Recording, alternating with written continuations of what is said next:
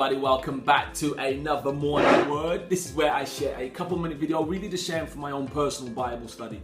Why I just really felt God put on my heart that He really wanted to show people that, you know, the Bible wasn't just this thing about talking about heaven, but actually could have a blessedness upon your life right now and change your life right now if you apply the wisdom of God. Now imagine, you know, if you could think like God in every situation, how much better would your situations be? If you could, you know, if you could respond like God, how much better would your situations be? Now, there's a phrase that says, as a man thinketh, so is he.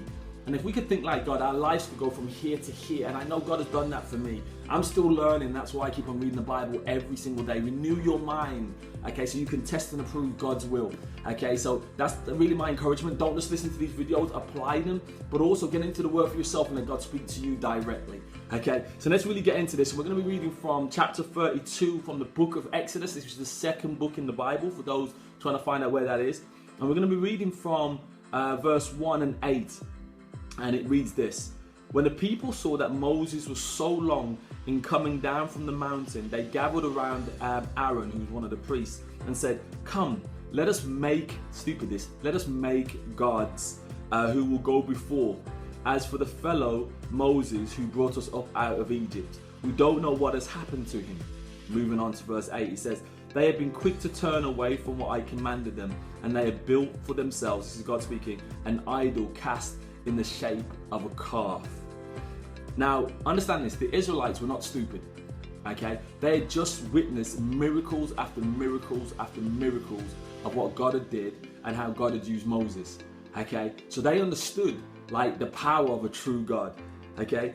But the problem is, when they did see Moses for a little bit, they started to get impatient.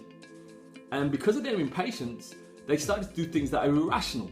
Okay, now one of the most irrational things that you can do is actually feel that you can build a god. Now we all do this. Now we knock it, but we do. We try to make gods out of money. We try to make gods out of fame and stuff like that. Okay, we do. All right. Now these were so irrational as well. Okay, because of their impatience, they started to do stupid things like trying to build a god made out of gold. Like, how can you make a god out of the very things out of your own hands? Irrational. Now instead of being patient and just waiting and going, no, Moses hasn't let us down before, God hasn't let us down before, let us just wait, okay? Let us just be patient. They didn't do that. They had an irrational mind, and that's really the title really of today's morning word was impatience is the root of irrational thinking.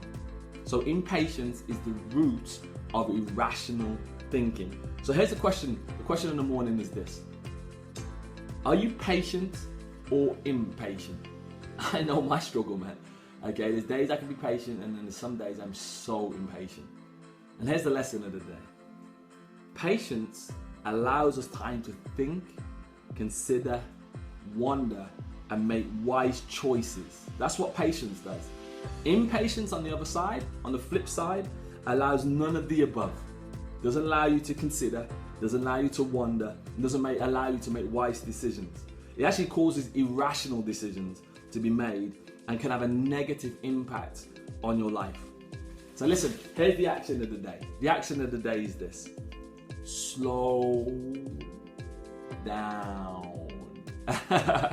Okay, that's all I want you to do today. Before you make a decision, slow down. Be patient. And actually, one of the things that you'll probably understand is that you have more time on your hands than you think. We're all in a rush. We're all in a rush. But that's the question, why? What's the rush? Give yourself time to consider, wonder, reflect, and make wise choices. And actually, because of that, your life will be better for it than trying to rush around like a headless chicken, which I do quite often. Okay, so that's what we want you to do. Before rushing into a decision, consider the consequences. And is this something that I really want to do in my life? So God bless you. And as we always say, okay, with Gen Hope, God's gift to us is life.